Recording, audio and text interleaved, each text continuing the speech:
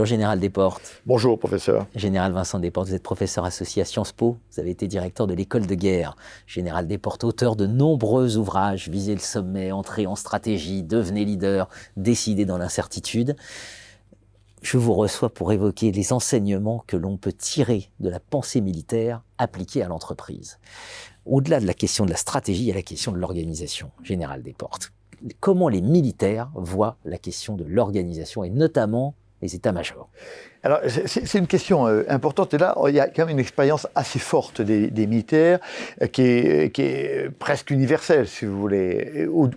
En particulier, si on regarde les armées occidentales, qui sont quand même toutes organisées de la même manière, les états-majors sont organisés de la même manière pour des raisons à peu près équivalentes. Donc, j'ai réfléchi à ça et je dirais que là, le premier principe, c'est un principe de stabilité. C'est-à-dire qu'un état-major qui commande de grandes armées, il ne peut pas être dans la réaction permanente. Donc, je suis en proaction. Donc, l'état-major, il est toujours tiré par une grande idée, autour de laquelle il va organiser l'action de ses collaborateurs. Et là, ça me rappelle une citation que j'aime bien, qui est celle de Jack Welch, grand dirigeant américain, qui était patron de General Electric, qui dit la stratégie, c'est une grande idée qui avance dans un monde qui bouge. Alors, ça ne solde pas le problème de la stratégie, mais je trouve que c'est pas mal. J'ai une grande idée. Après, il y a les aléas des combats, les aléas des marchés, mais j'ai ma grande idée. Et donc, les états-majors, ils sont tournés vers quelques grandes idées. Pas trop, hein, quand on en change, c'est des grands tournants de la guerre, etc. Bon, donc il y a une espèce de continuité. La deuxième idée, c'est le principe de clarté. Dans un état-major, on sait exactement qui est responsable de quoi. Et celui qui est responsable va faire le job, et l'autre ne va pas chercher à le faire. Chacun se concentre sur son boulot. Ce qui ne veut pas dire qu'il n'y ait pas des ponts, mais on sait bien qui signe à la fin l'ordre logistique, l'ordre à l'artillerie, l'ordre à l'aviation, etc. Les choses sont très clair, principe de clarté. Le troisième principe qui est important, c'est que le décideur ne va pas s'impliquer totalement dans la préparation de la décision. Parce que sinon, on aura un biais dans la préparation.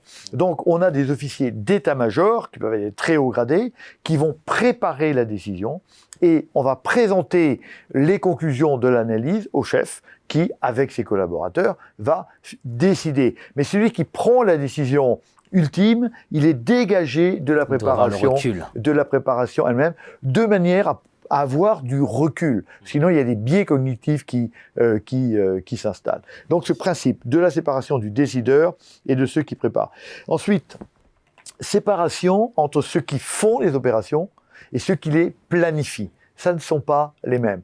Parce que là encore, sinon, on a un biais qui s'installe. Je planifie en pensant aux opérations, j'opère en pensant à la planification. Donc, on va faire des liens, évidemment, mais le lien n'est pas permanent. On sépare bien ce qui conduisent, c'est le troisième bureau, de ceux qui planifient, c'est le cinquième bureau. Alors, évidemment, il y a des inputs dans les deux sens, mais on les sépare. Et dans le cinquième bureau, il y a deux temporalités.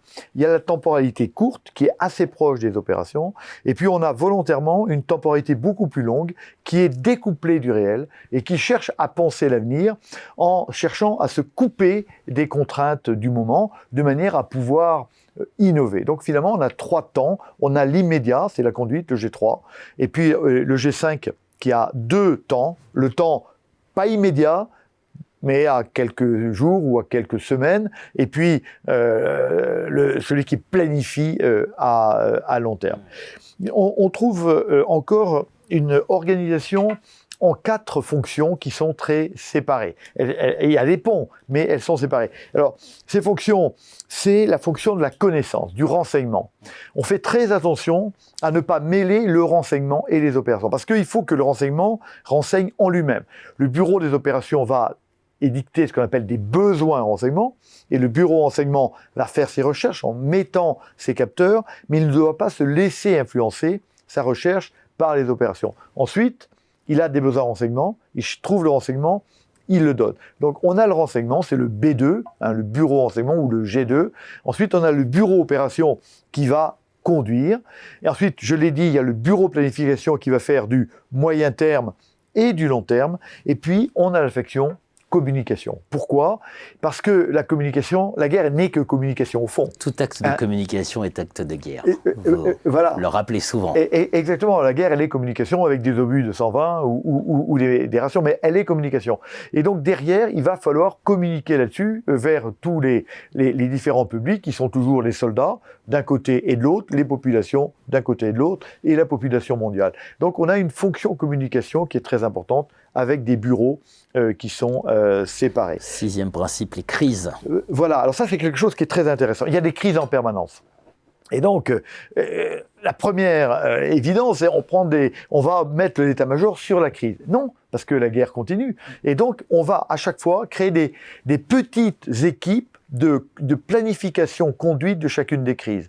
Et je crée une petite équipe avec un logisticien, un artilleur, un aviateur, ceux qui sont on va prendre les compétences idoines, une petite équipe qui va réfléchir au problème et va revenir proposer la solution. Quand la crise est passée, ces gens-là, on les réinjecte, ils retournent à leur place. Mais il ne faut pas laisser les crises qui se succèdent perturber le déroulement de la conception et de la mise en œuvre de la bataille. Et puis, il y a deux principes pour en terminer qui sont importants.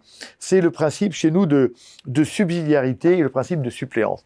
Le principe de subsidiarité, ça veut dire qu'au fond, je vais déléguer au maximum et je vais laisser celui qui a le bon renseignement prendre la décision. Et on dit dans les états-majors, c'est que finalement, c'est celui qui est sur le terrain qui va juger le mieux parce qu'il voit véritablement. Alors évidemment, il y a des allers-retours, mais on va beaucoup déléguer. Et l'état-major ne va décider que des décisions de son niveau. Et surtout pas les décisions du terrain, parce que c'est l'homme qui est sur le terrain qui sera beaucoup mieux à même de prendre les mesures d'adaptation. Et le deuxième principe, après la subsidiarité et la délégation, c'est ce qu'on appelle la suppléance. La suppléance, on ne peut pas donner tous les moyens à tout le monde.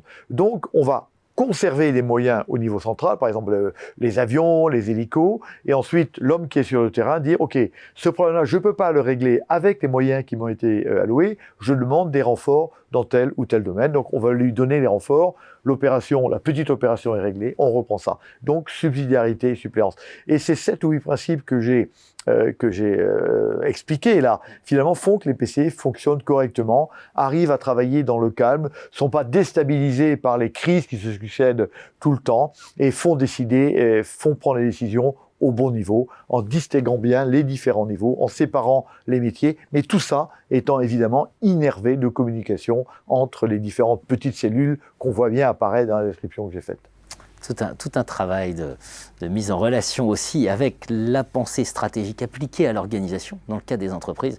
Vous avez cité Jack Welch, je pense à un professeur d'Harvard, Michael Jensen, qui a réussi l'effet majeur d'imposer la théorie de l'agence dans le corps théorique et qui dit, quand il développe sa théorie de l'architecture organisationnelle, la première des responsabilités du décideur, c'est de colocaliser les connaissances spécifiques et la prise de décision. C'est exactement le principe de subsidiarité que vous venez d'évoquer. Donc, des enseignements vraiment à tirer, 7 principes, voilà, pour s'organiser en stratège. En stratège et dans la conduite des opérations dans le long terme pour une entreprise, sans se laisser déstabiliser par les crises. Merci Vincent Desportes. Merci professeur.